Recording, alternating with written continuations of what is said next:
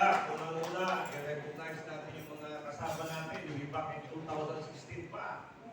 We have here Chunchi Villar, yung mga kausap natin kanina, dito na lang, si Manny Luna, Praktikol, at saka lahat ng mga kasama natin. Palakpakan po natin at sabayan natin yung dito.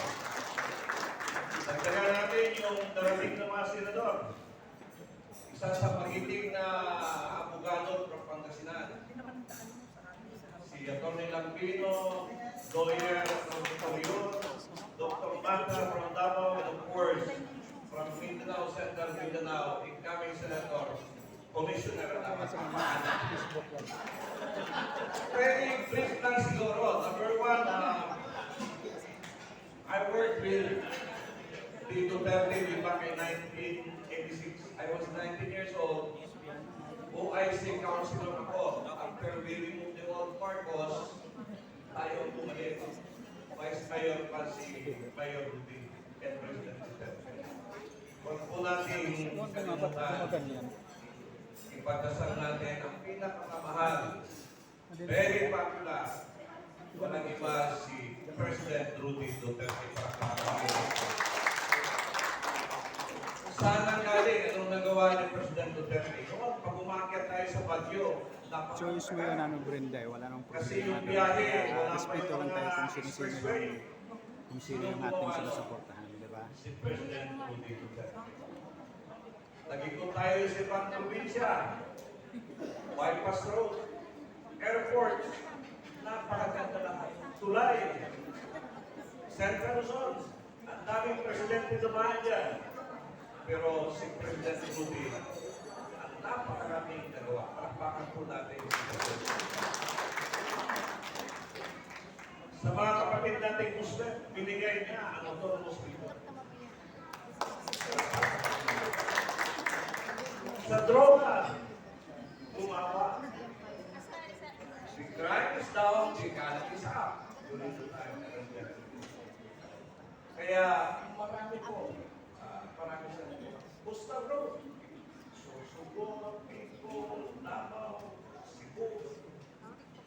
Napaganda ng nagawa ng President. Now, thereafter, what is next? Si Vice President, hindi na maging Presidente, si Sara Duterte. But again, hindi kahaman itong si Vice President. Hindi ito yung tao na power.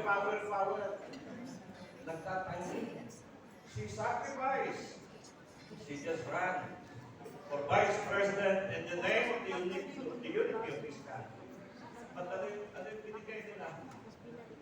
You look at the family of the Duterte. They were oppressed. They were castigated. Notice that the former president were brought outside of the country. And now, they never stop. They continue fighting in the House of Congress. You can just imagine the pressure to Vice President Sara Duterte. But I know, sooner or later, the Agila is there. Palakpakan po natin ang Agila. Alam mo, napakahirap ang situation. I worked with them for 30 years. All of the allegations against Duterte is unfounded and not true. Because I was with them and I knew them. Why? Davao City walang utang na local government units. Hindi naghihirap, walang ghost project. One of the most livable city in the Philippines. One of the richest cities. And now we have already international flights, more than 60 to 70 flights a day. And people in Mindanao are not coming here in Manila anymore. They just flew in, including those in Visayas, using the international airport of Davao City. These are progress. And I know, with the Vice President, sooner or later in God's will, he will be the next president of the Republic. Now, what are the ways to go? After having said the past, the present, and the opportunities, dapat ituloy natin yung pagkakaisa. ilan na naman yung nandiyan eh. Buong sambayan ng Pilipino, talaga nanihira. Ngayon lang, sa Surigao, bumagsak na ang Kababatong Project. Hindi maganda ang nagawa. What we need now is that, for me, and I'm saying this, lahat ng buboto sa impeachment na hindi natin ikakampanya sa 2028. The House of Congress, down to the district level, you will be marked and you have to pay a big price. Come 2028, and the people of the Philippines will reject you, including the House of the Senate. Yes. So, palakpakan natin yung that is the only weakness that we have. If ever there will be an election on 2020. A lot of people are telling me, Councilor, we will not campaign and we will never vote. Those who will endorse the impeachment down to the district level, even in the House, sila ang mawawala sa 2020. Kaya magkakaroon tayo ng paradigm shift from the status quo to the new setup of politicians, a politics of not of personalities, but a politics of issues. So mga kababayan ko, mahalin po natin ang Pilipinas. The most oppressed Ga, naka-live ako ga. na ginawa nila sa pamilya. Maputol yung live ko. Ha? Wala namang kasalanan ni President, ni Vice President Sara. In Davao City, wala nang i-pay doon dahil lang sa programa ni Vice President Sara Duterte.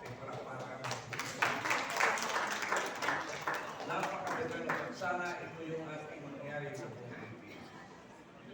On matters of drugs, before President Rudy became the President of the Republic, meron na po kami rehabilitation program sa Davao 2003 pa. Kaya nagkakamali kayo kung accusing the former President about the drugs. In Davao City, mayroon na po kami rehabilitation program in 2003 pa. Ang daming napagamot na nagkaroon ng tama ng droga, ito ay ginawa ni President Rudy Duterte. This is to disabuse your mind that President Duterte is very brilliant. And long time ago, marami ng rehabilitation programs sa Davao.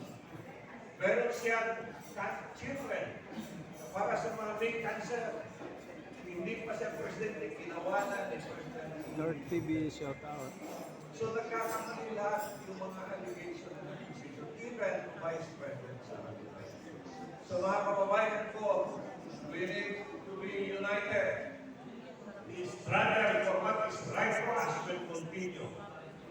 And the hopes will remain in the minds and the heart of our people, especially for the next generation. And to Commissioner Tama, congratulations po at sa ating